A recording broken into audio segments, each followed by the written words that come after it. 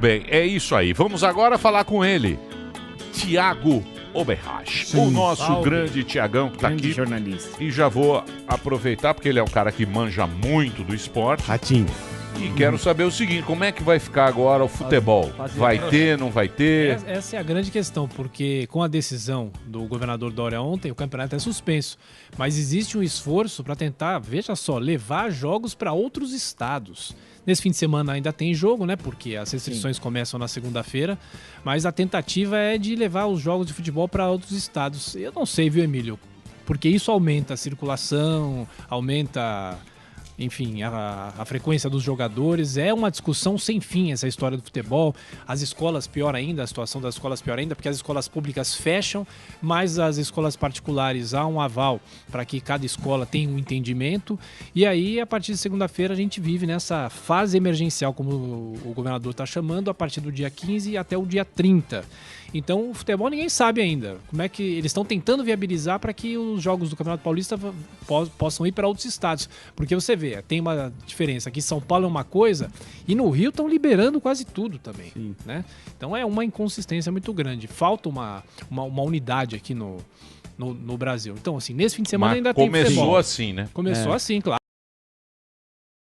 Esse final de semana tem futebol. Tem futebol porque as restrições começam na segunda-feira. Inclusive, Thiago, houve uma altercação entre o governador do Rio de Janeiro, Cláudio Castro, com o Dória ontem também. Ele até Dória tomou um passa fora do Cláudio Castro, que caiu de paraquedas no Palácio das Laranjeiras. Mas explica pra gente o que aconteceu. Fala aí, o Cláudio Castro não aderiu a uma lista dos governadores que estavam pleiteando... Pela vida, chama. Compra de vacina. Compra de vacina, uma integração entre os governadores. O Cláudio Castro se absteve. E isso foi simbólico e necessário para o Dória tentar achacar ele, cobrar ele.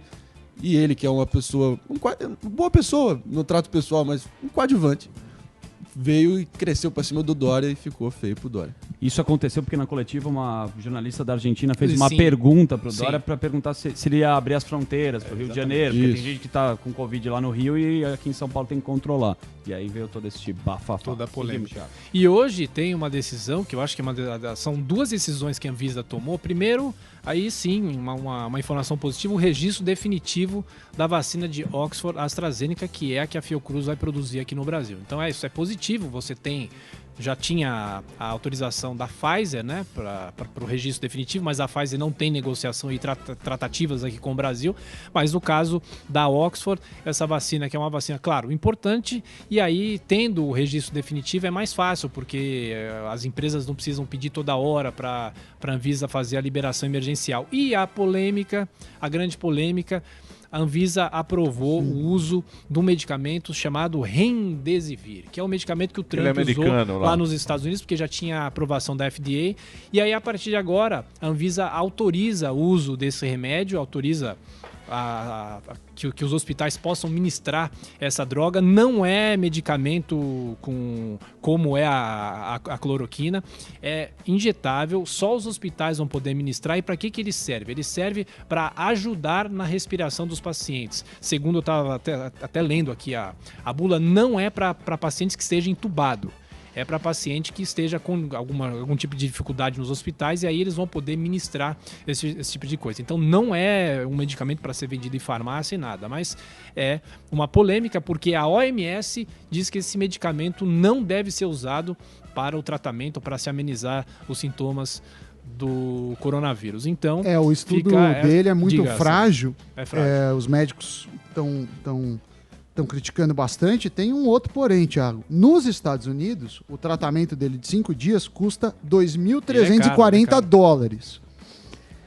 Então, ele assim, muito caro, não tem eficiência, ainda aceita pelos médicos, e aí a Anvisa o pessoal não entendeu.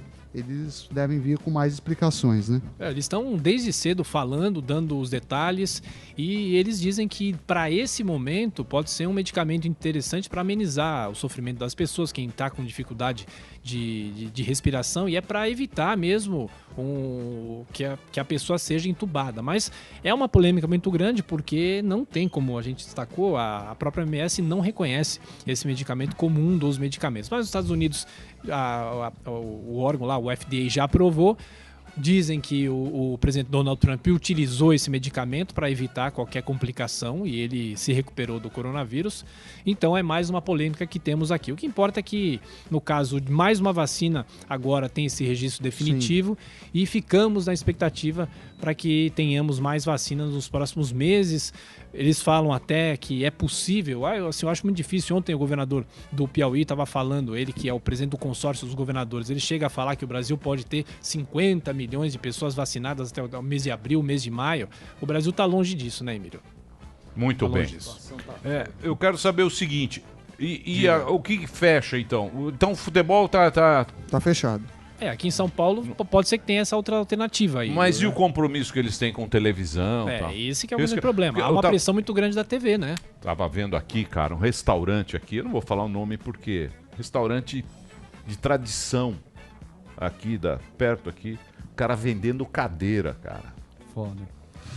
O cara vendendo a cadeira, vendendo a cadeira do restaurante. Olha que situação. E restaurante que, porra, de 50 anos. E o pessoal já do grupo lá de controle de risco, né? Como é que é o grupo que o Dória ouve ali? É o Centro de Contingência já sinalizou que serão mais de 15 dias. Que eles anunciaram 15 dias, mas dificilmente a gente vai ter alguma melhora nesse período, então vai se alterar. Por que deixou chegar a esse ponto? Então, mas esse é o caso do Brasil, né? Enfim, e aqui em São Paulo nós temos a maior concentração populacional, né? Agora, o que eu acho importante a gente ressaltar é que a situação é dramática. Eu tenho aqui a informação do Estado de São Paulo, 53 municípios aqui no Estado de São Paulo já estão com 100% dos leitos de UTI para coronavírus, 53 municípios com 100% de leitos ocupados.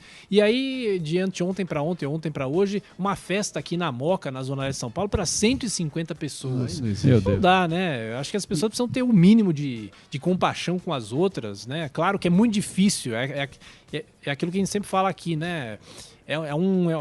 De um lado a economia, do outro você salvar as vidas, é muito difícil. Os gestores tentam fazer alguma coisa, enfim, a gente tem muitas críticas a todos, né? Mas a pessoa fazer uma festa para 150 pessoas aqui na Zona Leste de São Paulo, são as imagens aí. Não dá para aceitar, né, Emílio? Então, assim, a situação chegou e talvez a ideia é fazer essas restrições até o dia 30, mas o problema é se a situação dos leitos ainda estiver muito ruim aqui. Menores difícil, né? também estão na festa. Uma festa pra balada, né? Matinê do Delari. É uma balada. Acho que 4 pessoas foram encaminhadas para a delegacia e eles assinaram lá o termo circunstanciado e saíram da delegacia. Mas a maioria foi autorizada a voltar para casa, né?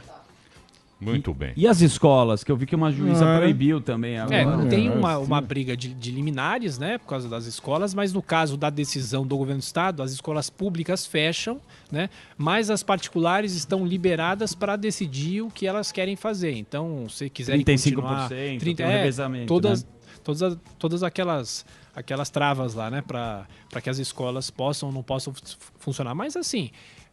Hoje praticamente está fazendo um ano, né, da primeira morte aqui no Brasil. A gente está um ano nessa situação, né, as escolas quase todas fechadas. Imagina daqui a alguns anos as consequências educacionais dessa situação aqui. É uma situação muito difícil, né? No mundo. No mundo inteiro. A Itália está fazendo quarentena de novo agora. Né? Portugal, né? Portugal melhorou um pouco a situação, mas aí alguns casos voltaram a aparecer lá. De novo estão discutindo a possibilidade de abrir, de fechar de novo, de ter um novo lockdown em algumas áreas lá. Então é um abre e fecha, porque quando você fecha, as pessoas não saem de casa, você tem menos contaminação. Isso é óbvio, né? É uma questão, como o Sami gosta de dizer, é uma questão matemática, né? Mas aí você abre e volta tudo de novo, né? Enfim. Muito bem. O que mais? Tem notícia boa?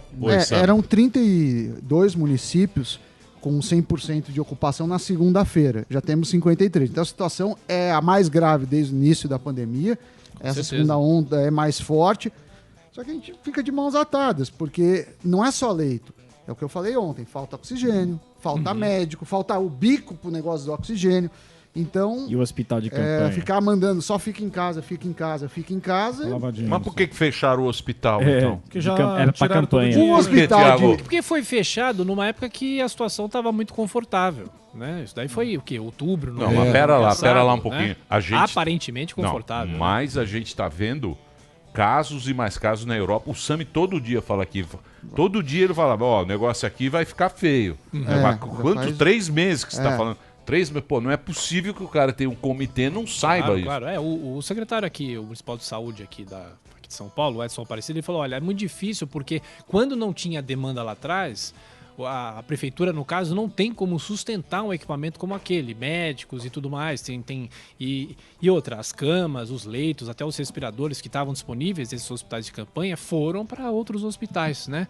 Então, o poder público tomou essa decisão. Olha, se não tem paciente, a gente viu, o AMB nos últimos dias tinha uma pessoa só, né? Então eles fecharam, porque é também um consumo de dinheiro. Não estou defendendo que eles tinham que fechar o hospital, mas é um consumo de dinheiro. Aí vem a nova cepa, essa coisa da Amazônia, do Amazonas, e aí vem... Eu acho que isso aí relaxou. Eu acho que relaxou. Todo mundo relaxou. Tem um breaking news. Eu acho que o cara...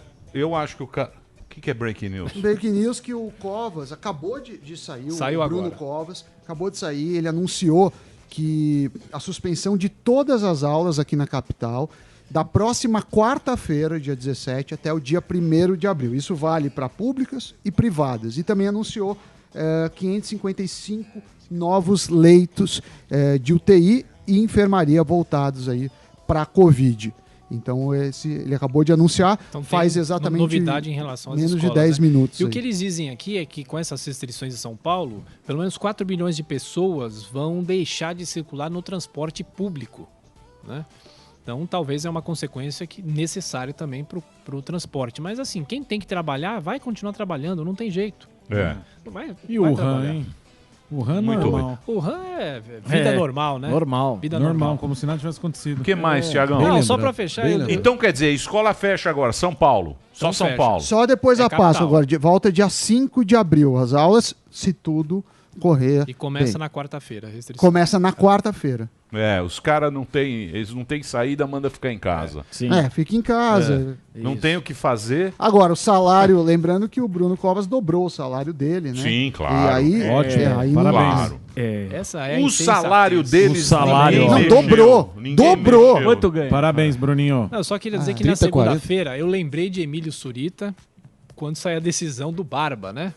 Você tinha viu? falado já algumas semanas aqui, aí ele vai voltar, ele vai ser candidato. E na segunda-feira veio a decisão do Fachin, que transformou essa semana nossa aqui de trabalho uma semana infernal. E aí, terça-feira, ainda teve a história da suspeição, né? O julgamento, o início do julgamento. Então, poderemos ter Lula em 2022. Que coisa, hein? Que coisa. Maravilha. Quem Quem diria? diria? Não, Ainda foi tem que pagar dobrar, aumentou em indenização 46%. Você quer ser prefeito, Zuckerman, R$35 mil Ah, tá é bom. o salário.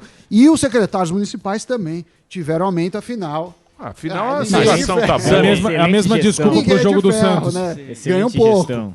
Muito bem. Tem mais alguma mais coisa uma quente? aqui, Mesma desculpa, vai dar. o Fachin, o ministro Fachin mesmo, que anulou as decisões lá em relação ao Lula, ele votou hoje contra os decretos de armas do presidente Jair Bolsonaro. Aqueles decretos que flexibilizam o uso ou a posse de armas, são aquelas votações em separado, né, que eles fazem, as votações remotas. Então ele já proferiu o voto dele. Esse julgamento continua, mas ele votou contra os decretos de armas do presidente da República, Jair Bolsonaro. Boa. Que o Lula já aproveitou, né, no discurso Sim. dessa semana, dizendo que ele só incentiva armas, o uso de armas. Então, temos Candidato. uma discussão Candidato polarizada aqui. Candidato. E Candidato. tanta gente morrendo e os caras discutindo bobagem. Né? Exatamente. Isso que deixa a gente mais puto, a população puta desse jeito, e a gente não entende. Mas por calma tá que já tanta já, em gente 2022, com vai chegar a solução Muito aí bem. dos candidatos. Tiagão, obrigado. Valeu, meu velho. obrigado Solução. mais uma Tchau, vez Thiagão. vocês aí. É Tchau, uma honra arrombado. sempre estar aqui no Pânico. Valeu. Tiago Berrache, nosso colega aqui da... deixa eu dar uma dica aqui, ó. Se Ó o livra. jabá, ó o Ó, jabá. não tinha lá na Martins Fontes, hein? Eu fui lá Como comprar. não tinha? Eu vi outro dia lá. Na Martins? tinha. Acabou tudo, acabou. O que o Emílio Acabou. fala, Que a gente vende falou. tudo. Eu que comprei. Ó, esse Vou livro aqui, avisar a ó. editora. Ó, Brasil é Tri. Muito legal. É do Tiago, ele escreveu este livro e tem uma grande pesquisa com as coisas. Você que não viveu essa época, a seleção canarinho, como era chamada pelos mais velhos, Você tem tudo aqui, ó. Basicamente o Botafogo. Ó, Brasil e Tchecoslováquia. Ele escreveu, ficou bonito o livro. Ficou muito Parabéns. bacana. O Pelé tá com... O Pelé tá com esse... Carlos Alberto Torres, Jairzinho. Tá com esse Furacão documentário muito bacana também na Netflix. Não vi ainda. E Tem se que ver, você tem que ver, assistir... assista o documentário, mas compre esse livrinho aqui, ó, porque isso aqui conta tudo daquela desde o Saldanha até o Zagallo. O governo Médici se aproveitou da conquista do Brasil em 70. Você acha que o Médici mesmo... Eu acho que ele gostava de futebol. Não, ele gostava. Ele era fanático. Ele era gremista, Ele né? era torcedor do Grêmio, né? Mas, claro, ele aproveitou tudo aquilo porque o Palácio do Planalto também gostava de divulgar imagens dele no Maracanã, com rádio no ouvido. Então, mas no documentário fala que ele usava isso politicamente. Ele usava, mas usou Você acha que ele usava ou ele gostava de ir no campo de futebol? As duas coisas. Ele usou muito, o regime militar usou muito a conquista do tricampeonato, porque diziam que o Brasil grande naquela época tinha 3 grandes obras. O tricampeonato mundial de futebol, a Ponte Rio-Niterói e a Transamazônica, né? Mas ele gostava de futebol. Né? Ele era gremista, ele gostava muito do Everaldo, que era o lateral esquerdo, que infelizmente foi o primeiro jogador do Tri a morrer. Ele morreu num acidente de carro, logo em 1974. E ele era fã do futebol do Everaldo e era gremista. Ele gostava mesmo de futebol. E era dono da voz mais imponente de todos os presidentes brasileiros de todos os tempos. Grande Marcelo Mendes. Baita voz. Clube da voz. Presidente Nixon. Não, mas pegue tem alguns discursos do Médici brasileiros no YouTube. Ele era do Sul, né? Ele tem uma voz potente mesmo, né? Absurda a voz. Verdade.